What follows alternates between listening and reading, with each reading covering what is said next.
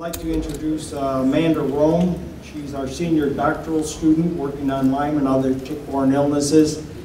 Some of you know Mandy very well, and she's worked co-organizing this with us, these conferences. John Darcy co-organized the first one with us, and after receiving his doctorate, Mandy stepped in and has since co-organized these conferences here at Binghamton University. She's also been working with primary and secondary school children, as I mentioned, in New York, New Jersey, in Pennsylvania, and with a lot of the 501c support groups. Mandy's been working with us now for more than 5 years, and much of what she's accomplished, what we've accomplished, has been due to her efforts. Recently, she was the recipient of the Binghamton University Graduate Student Research Award for her work on Lyme disease, so please welcome Mandy Roome.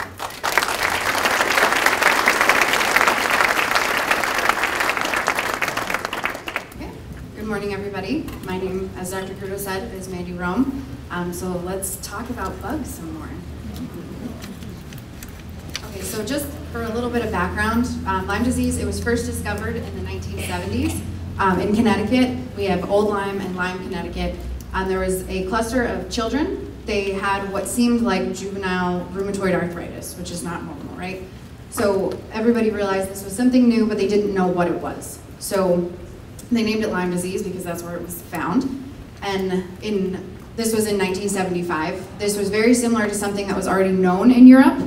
It was called, it was known as Lyme neuroborreliosis in Europe, and they named it Lyme arthritis, and then they named it Lyme disease in 1976. So this bacteria has been around for a very, very long time. It hasn't been a huge problem until somewhat recently. It was found in museum specimens of ticks, Ixodes scapularis, that's the deer tick. It was found in museum specimens from the 1940s. So this was in Long Island in the 1940s. It was also found in Peromyscus leucopus museum specimens in 1894. So Peromyscus leucopus is the white-footed mouse. That's the primary reservoir for the Lyme bacteria. And this was in Massachusetts. And I don't know if anybody's heard of Otzi the Iceman. So he was the one that was discovered in the ice as it started melting. But he was mummified. So he's 5,300 years old, and he was found to have the Lyme pathogen in him. So it's been around for a very, very long time. So it is the most prevalent arthropod vector-borne disease in the Northern Hemisphere. I want to go through some maps. I know Dr. Grudo showed you one, but I want to show you guys the progression of what this has been. So these blue dots, this is just one case. It's just dropped randomly in the county from which it was reported.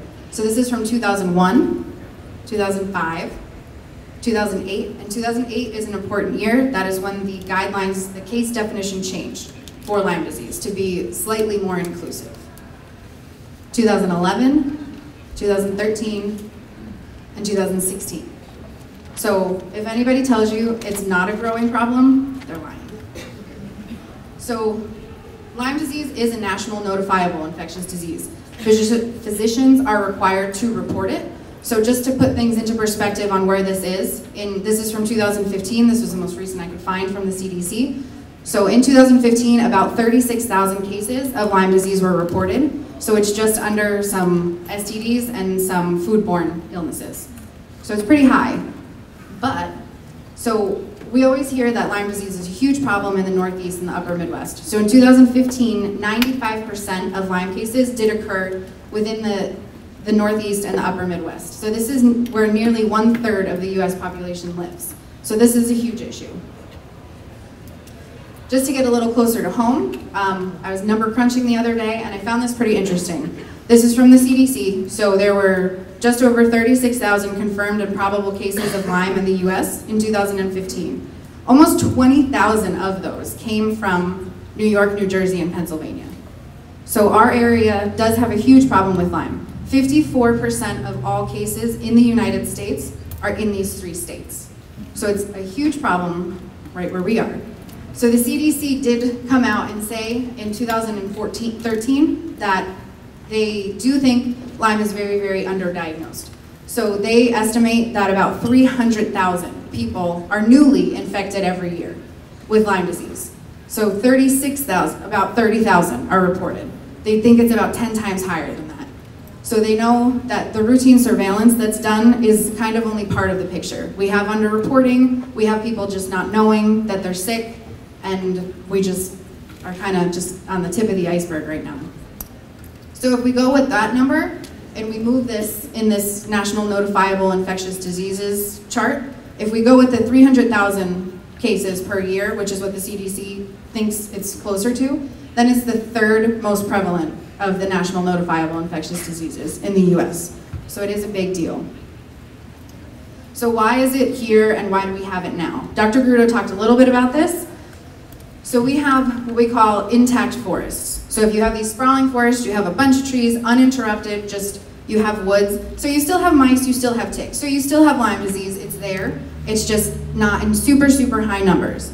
And that's because we have a high species biodiversity in these areas. So when you have uninterrupted forests, you still have coyotes, you have fox, you have bobcats, you have all those things that keep your rodent populations in check.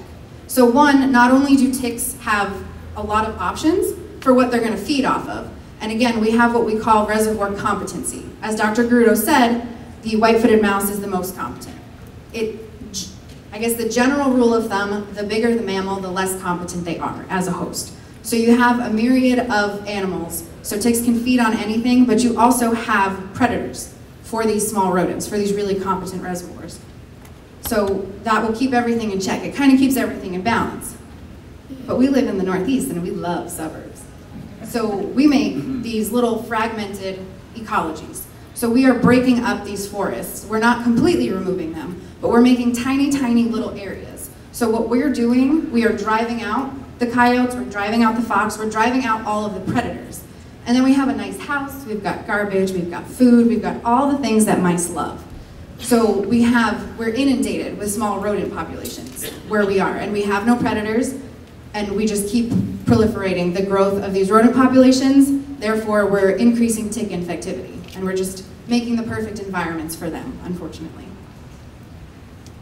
So let's talk about bugs. So we do have a couple species of ticks in New York, so I just want to go over this pretty quickly. We have the deer tick, the black-legged tick, so that is the most common one. A lot of you see that around here very, very, very often. This one carries a whole bunch of diseases, not just Lyme. So it carries Lyme, anaplasmosis, babesiosis, Bartonella, and Powassan virus, which is also called the deer tick virus.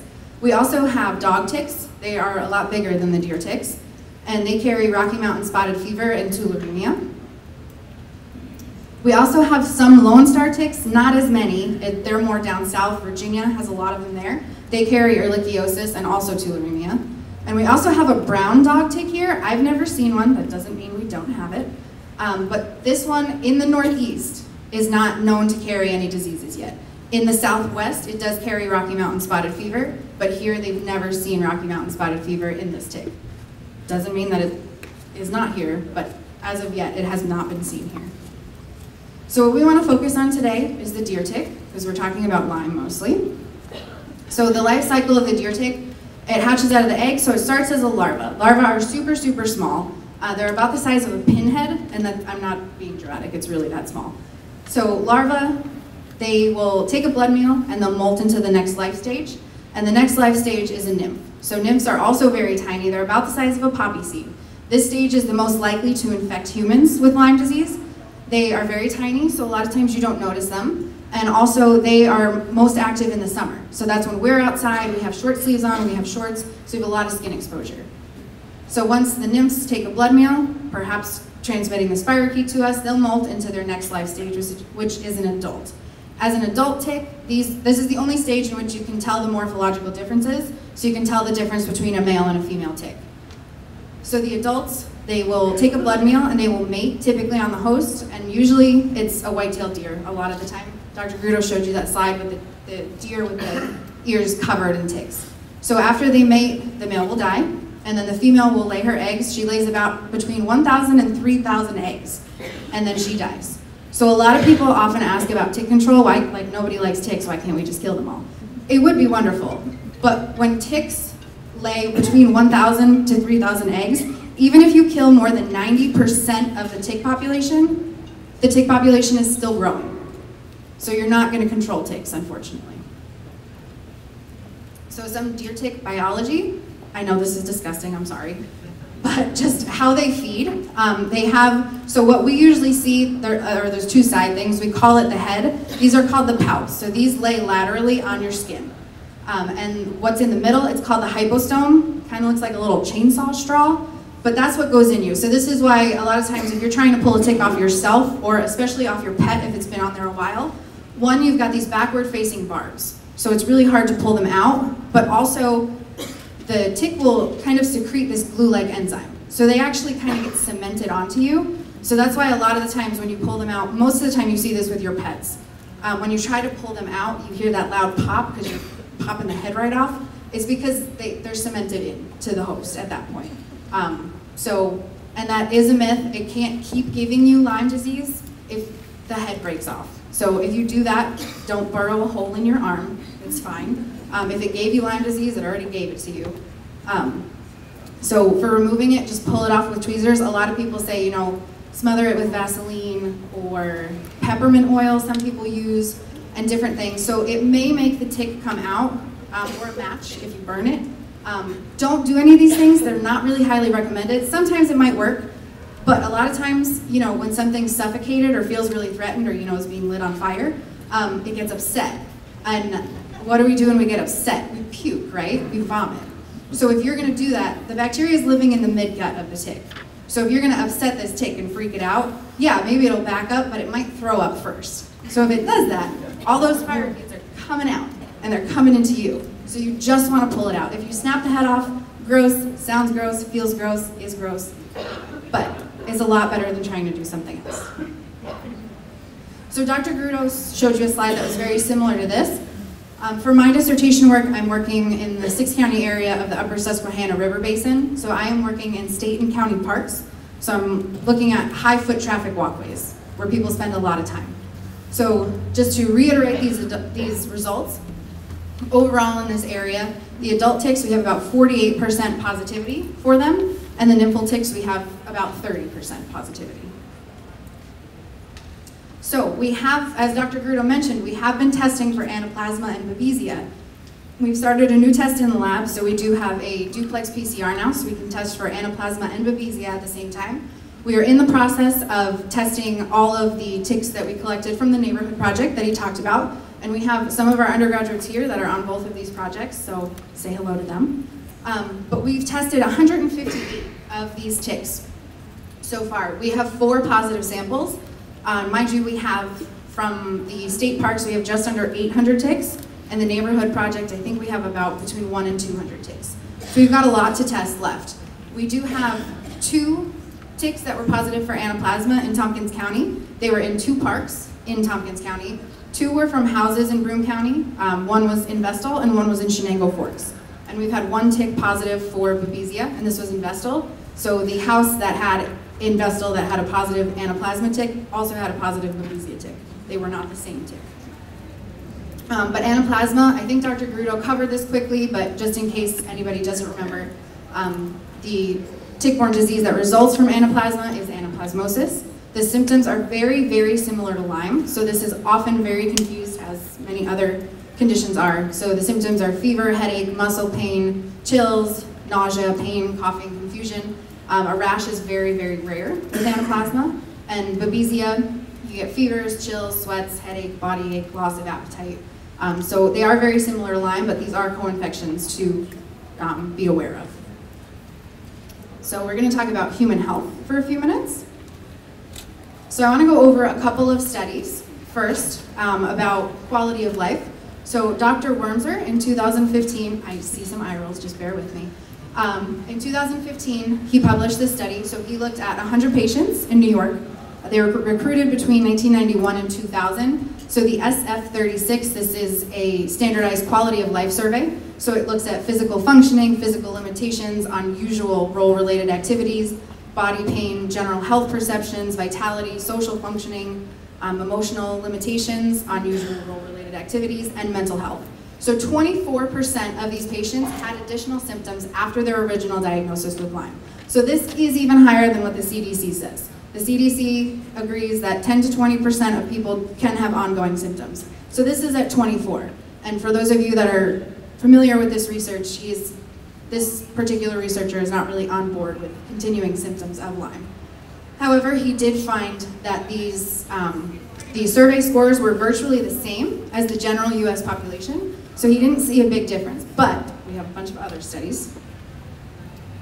So in 1994, this study was published from Massachusetts. It is a very small number, only 38 patients were in this study.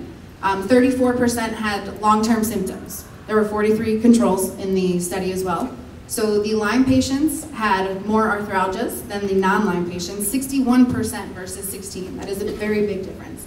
Concentration difficulties were a big issue for the Lyme patients, as was fatigue, and they had poor global health status scores, and they had a lot more verbal memory deficits. So what they concluded was that people with a history of Lyme had more musculoskeletal impairment and a higher prevalence of verbal memory impairment compared to their non-Lyme counterparts. So, in sum, Lyme disease is terrible. So this study, this was 2013, a little more recently. This was 63 participants. All of them had the normal Lyme rash. So as most of us know, this is not very common. Not a lot of people get this Lyme rash. So these are what we kind of consider the lucky people. If you have the rash, you know you have Lyme, you get treated. And a lot of times it will go away, not always. But it's a lot easier to get a diagnosis if you just have a rash. So these patients had 5 visits over a 6-month period. 36% of them reported a new onset fatigue, so they got sick again after they were diagnosed and treated. 20% of them had widespread pain, and 45% of them had neurological difficulties. So the post-treatment Lyme disease syndrome, which is what the CDC refers to as kind of a continuing infection with Lyme, these patients had significantly lower life functioning compared to those without post-treatment Lyme disease syndrome, which makes sense. This was done with that same survey, the quality of life survey. And we've got one more study. So in 2014, this was a huge, huge study. This was 3,000 participants. So they wanted to assess the severity of chronic Lyme compared to other chronic infections. So chronic Lyme patients reported a significantly lower health quality status, increased symptom disease burden, greater limitations on activity, and more mental and physical health days off of work than their counterparts.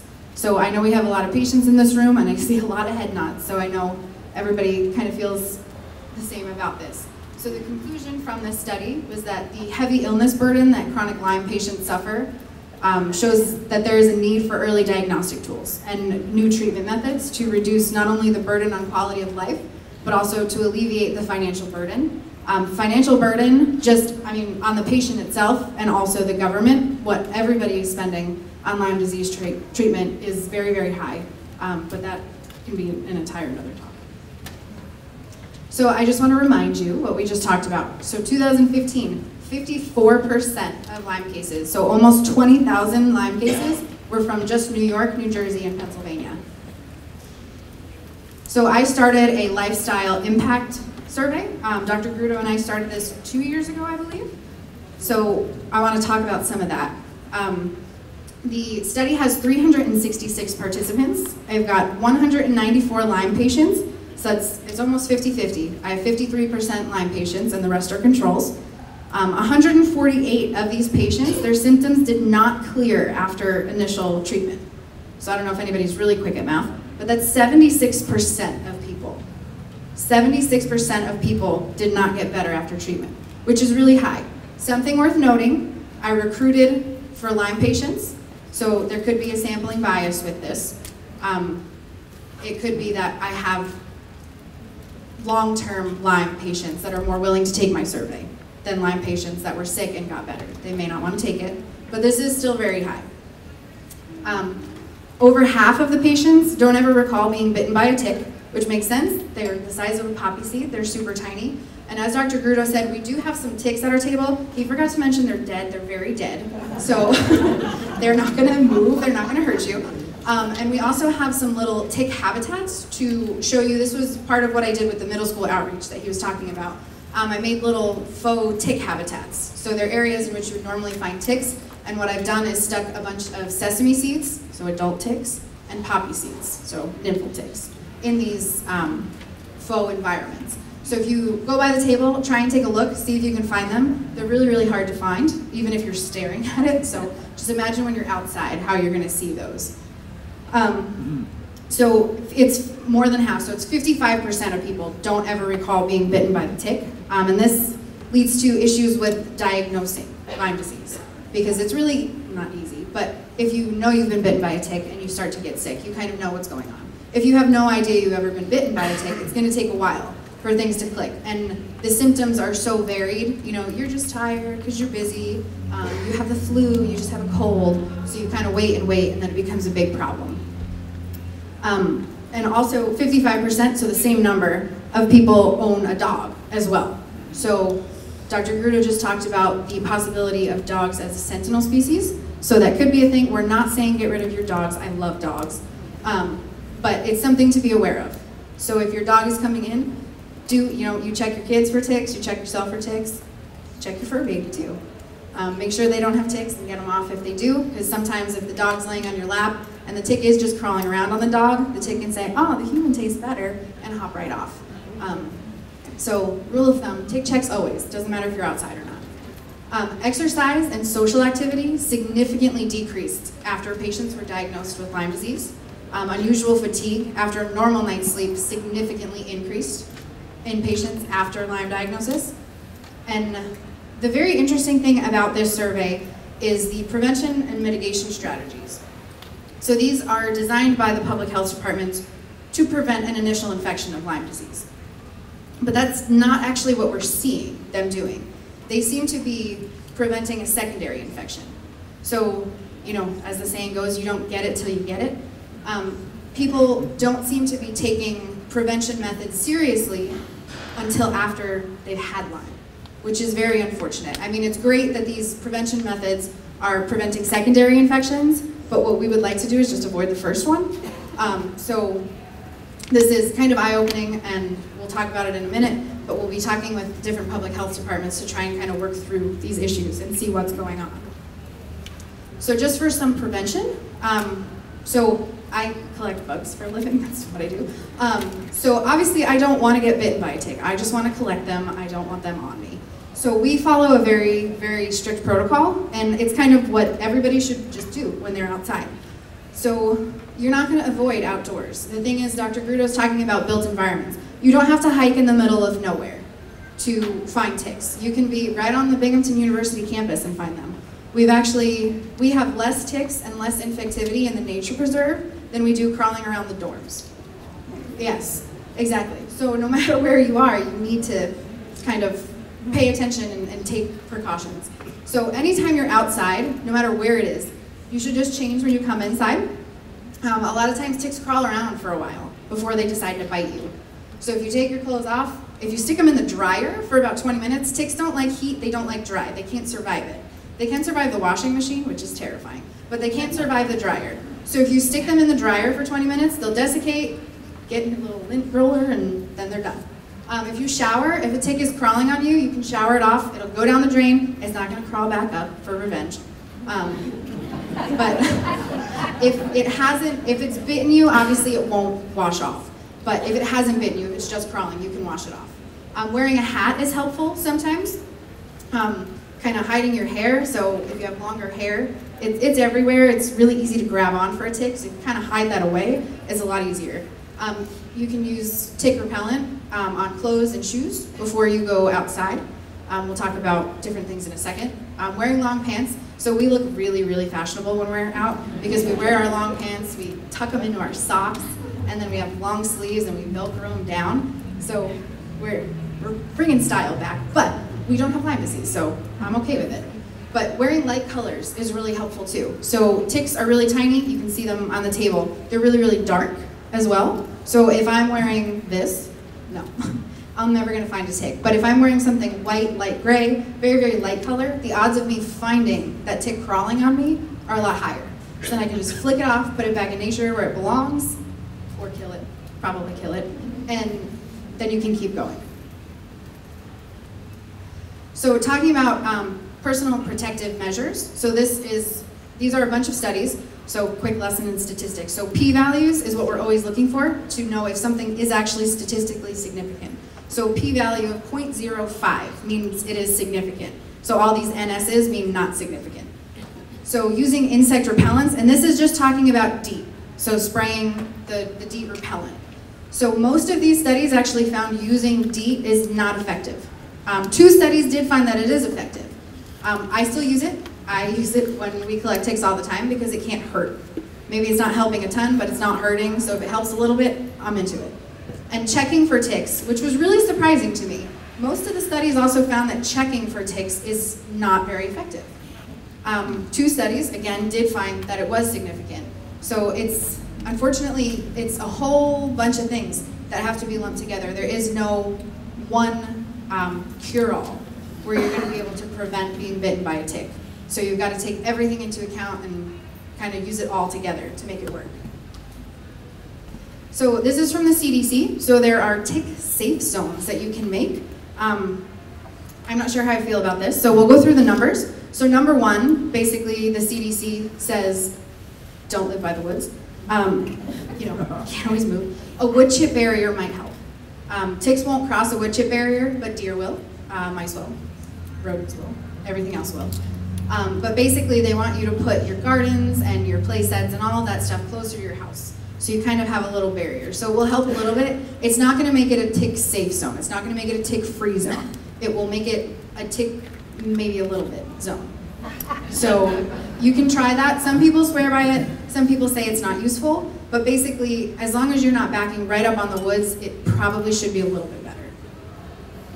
So public health policy, Dr. Grudo showed you this slide before. So these are the crude incidence rates in these regions. So the capital region is the leading region that has the most incidence of Lyme disease. So county variability, Dr. Grudo showed you a different slide, but this one, just looking at the difference. So Schenectady County, the crude rate of incidence per 100,000 population from 2013 to 2015 was 49 people per 100,000. But then if you're in Greene County, 616.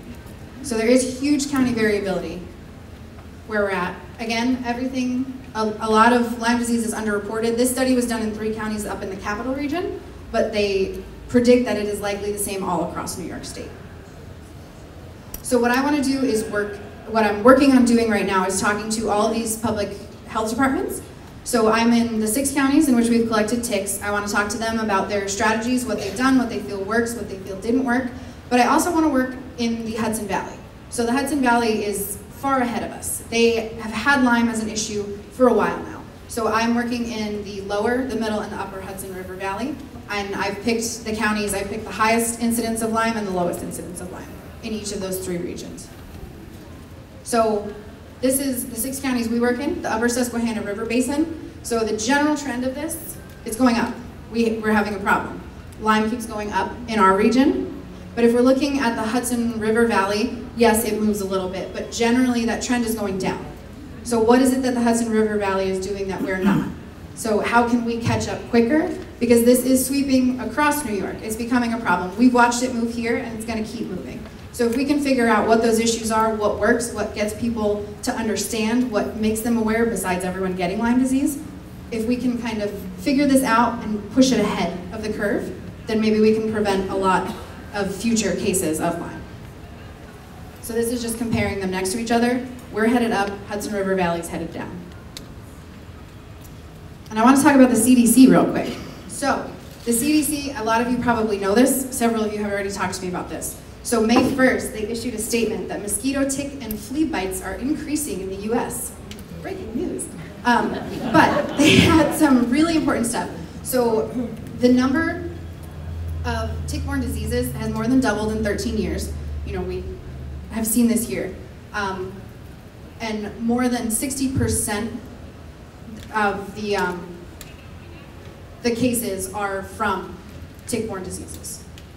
So that's a lot. It's a huge problem. And from 2004 to 2016, 7 new germs spread from ticks have been discovered. So it's gross. It's a huge deal. So what the CDC is saying is that they need to support state and local health agencies responsible for detecting and responding to the diseases and controlling mosquitoes, ticks, and fleas that spread them. So this is great. I see some eye rolls. I understand that we've known about this for a while, but this is a step in the right direction. This is very good news. If they're starting to recognize this, this is what's going to get the ball rolling, and this is what's going to make something change.